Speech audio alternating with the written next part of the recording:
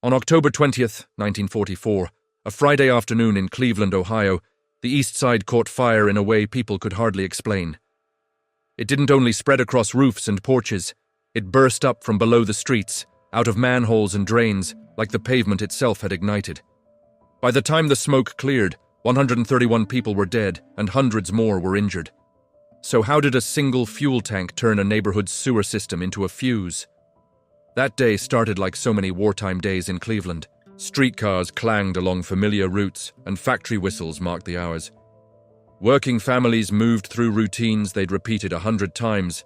Errands, laundry, a late lunch, kids playing in the last stretch of daylight.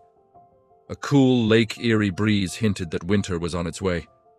Nothing about the afternoon felt like the start of a disaster. Just a few blocks from modest homes stood the East Ohio Gas Company liquefied natural gas plant, built in 1940. To many residents, the storage tanks were simply part of the skyline, as ordinary as water towers. The plant mattered because Cleveland's demand for heat could surge during cold snaps, and stored gas helped the city keep furnaces and boilers running when the weather turned. In a working city, steady heat meant steady life. People trusted that the engineers had built something modern and safe.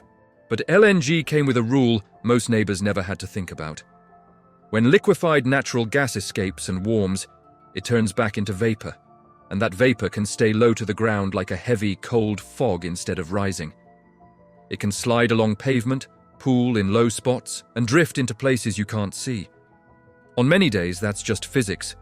On the wrong day, it becomes a hidden traveler. Around mid-afternoon, often reported as around 2:30 p.m., workers noticed a white vapor spilling from a seam on tank number 4, a large cylindrical tank at the site. It didn't look like an explosion at first. It looked like a steady, chilling cloud that poured outward and kept coming. Winds off the lake nudged that vapor away from the tank yard and toward nearby streets. The danger was spreading quietly, without a siren or a warning bell. As the vapor hugged the ground, it found the openings every neighborhood has: storm drains and catch basins near curbs. From there, it slipped into the sewer system, a network that ran under blocks of homes and small businesses. A leak that might have stayed near the plant now had hidden corridors leading in every direction. Above ground, people saw only an odd haze and heard distant commotion. Underground, the mixture was building in places no one could reach quickly. Then the city learned the terrifying part. The fire didn't need to move down the street to spread. When the gas-air mixture found an ignition source below ground, it flashed through sewer lines and reappeared where it pleased. Manhole covers lifted and launched, and sudden jets of flame erupted from cracks in the pavement. In some spots, it looked like the street was breathing fire. The disaster had gained a way to jump blocks without warning. In the first confusion, some residents believed the emergency was being contained near the plant. That assumption makes sense, especially in a city used to industrial noise and smaller fires. People wanted to think the danger had a boundary. Some drifted back toward home to check on belongings or family, because home feels like the safest place to regroup. But this wasn't a single blaze with a visible edge.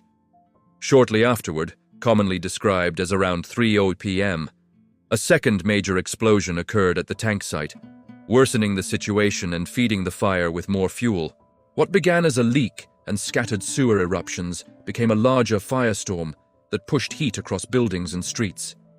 Nearby homes, cars, and small businesses were caught in a fast-moving wave that did not behave like an ordinary neighborhood fire. The mix of above-ground flames and below-ground ignition points made the area impossible to read. People couldn't tell where the next flare-up would appear. Why it got worse is simple, and that simplicity is what makes it so haunting. The vapor stayed low, and the sewer system gave it reach. Every drain became a possible doorway, and every block could become a new ignition point. Instead of one emergency scene, Cleveland suddenly had many, scattered across the neighborhood. The city was fighting a problem that could reappear from underneath, even after a surface fire seemed beaten back. Rescue was hard for one clear reason. Firefighters couldn't chase a single front line. They were dealing with a threat that kept shifting location, sometimes erupting blocks away from the worst visible flames. Heat and blast damage also strained basic infrastructure. streets, access routes, water lines, making it difficult to bring equipment close. In moments like that, even brave crews can be forced into a different mission. The goal becomes evacuation, perimeter control, and pulling survivors out where you can, because you cannot safely stand on ground that might ignite. Now the question becomes, why was something like this placed so close to homes in the first place? Cleveland in 1944 was a city that ran on energy and industry, and wartime demand left little room for slowing down. LNG storage was a modern solution to winter peaks, meant to prevent gas shortages when temperatures dropped. It was efficient, and it had worked for years. And it's worked so far can be the most convincing argument of all. There were also risks that people in that era did not fully understand. Later investigations and engineering reviews pointed to the challenges of storing cryogenic liquids in tanks built with materials and designs that did not meet modern low-temperature standards. Steel that performs well at ordinary temperatures can become brittle in extreme cold, allowing tiny flaws to grow into catastrophic fractures. In 1944, the industry was still learning these limits the hard way. The science advanced afterward, but the neighborhood paid the price first. The damage did not end with the last burst of flame. Families lost homes and keepsakes that could never be replaced. Photos, letters, savings tucked away in drawers. Hundreds were injured and many more were displaced, forced into shelters or the homes of relatives. Streets that had been full of routine became ash and rubble. For survivors, the shock was not only what happened, but how quickly ordinary life disappeared. In the months and years that followed, the story became a lesson that reached far beyond Cleveland.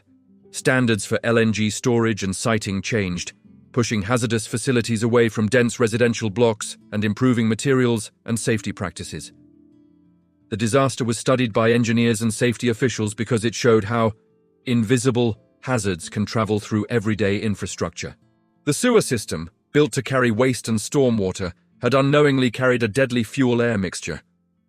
Cleveland's tragedy helped reshape how later systems were designed to keep that chain reaction from repeating.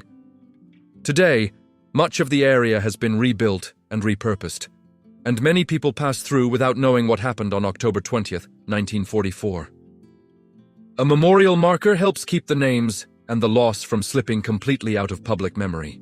It's a quiet reminder that progress and comfort, heat in winter, fuel for industry, must be matched by humility and caution.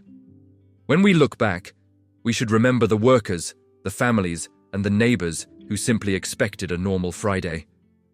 If you had lived near those tanks in 1944, what would you have needed to see or hear before you said, "This isn't safe, shut it down today"?